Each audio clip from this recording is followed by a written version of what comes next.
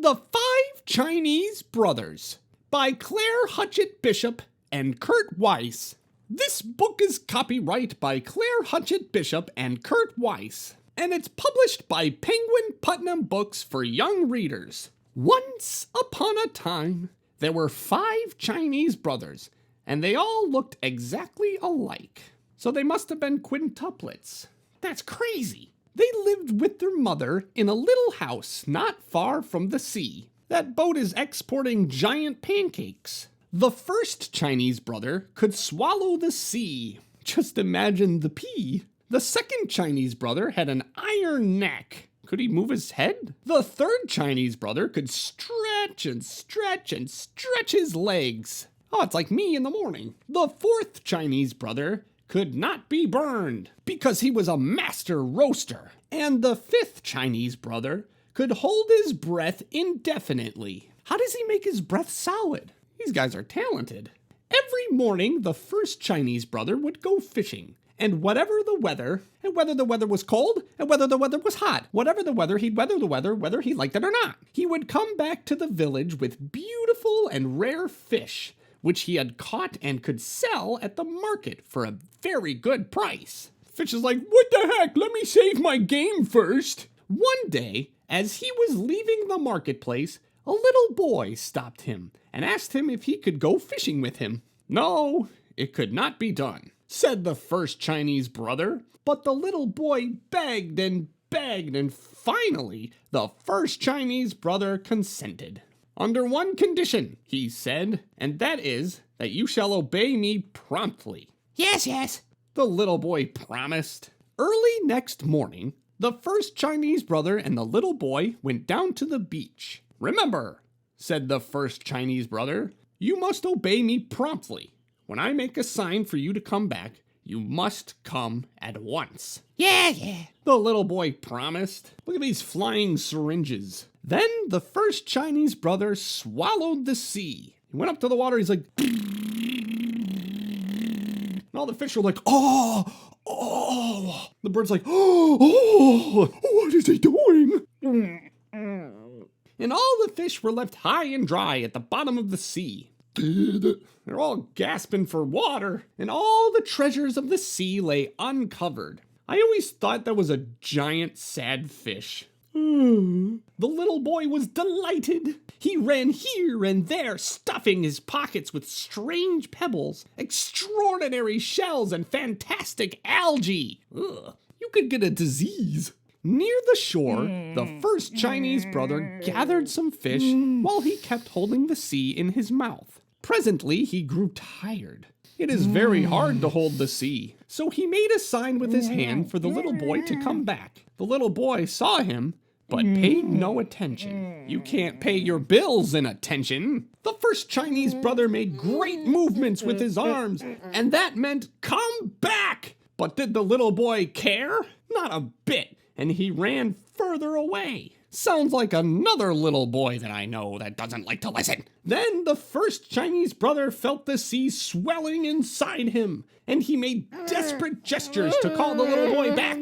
But the little boy made faces at him and fled as fast as he could. What a little turd. The first Chinese brother held the sea until he thought he was going to burst. All of a sudden, the sea forced its way back out of his mouth, went back to its bed, and the little boy disappeared.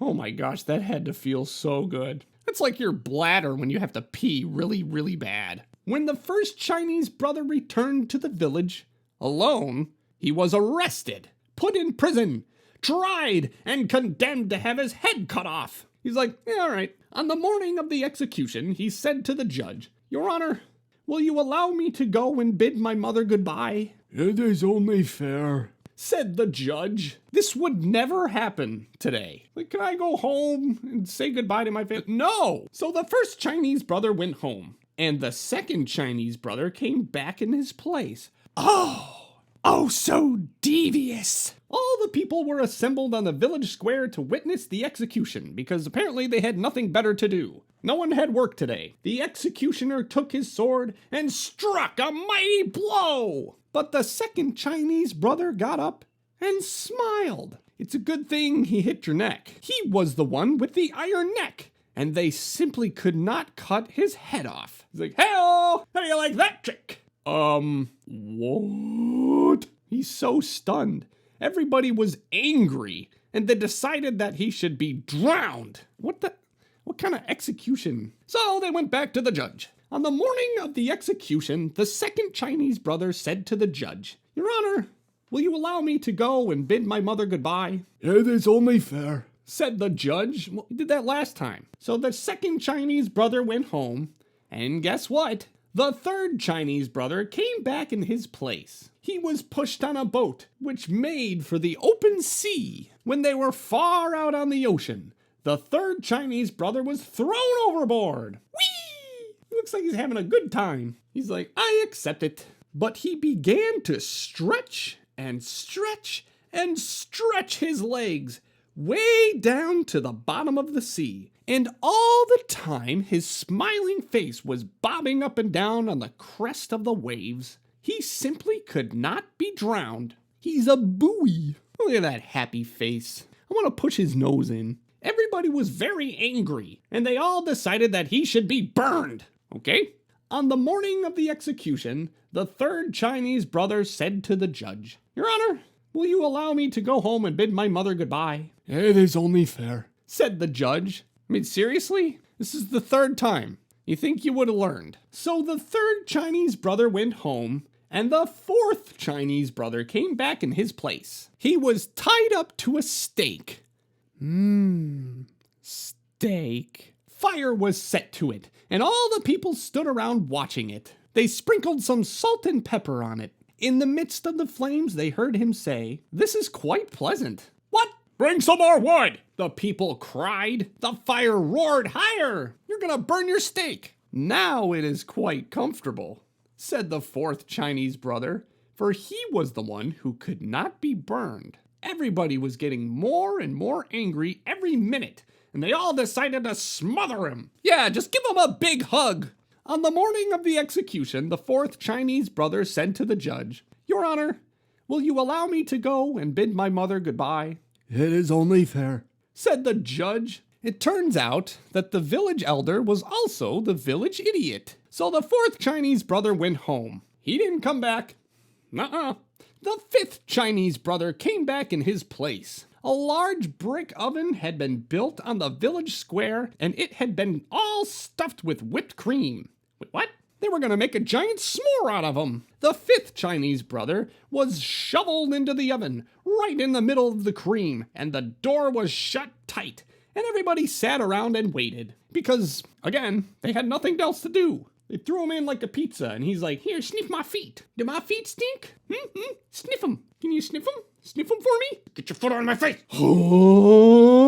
They all very exaggeratedly leaned in. The s'mores were smelling great. They were not going to be tricked again. So they stayed there all night, and even a little after dawn, just to make sure. Did you all have to be there? Couldn't just put like 3 or 4 people there to keep an eye on it? Then they opened the door and pulled him out.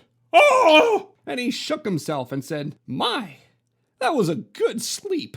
Check out these muscles." Everybody stared, open-mouthed and round-eyed. Woof. But the judge stepped forward and said, "I tried to get rid of you in every possible way, and somehow it cannot be done. It must be that you are innocent." "Logic! Yes, yes!" shouted all the people. So they let him go and he went home. And the 5 Chinese brothers and their mother all lived together happily for many years. The end.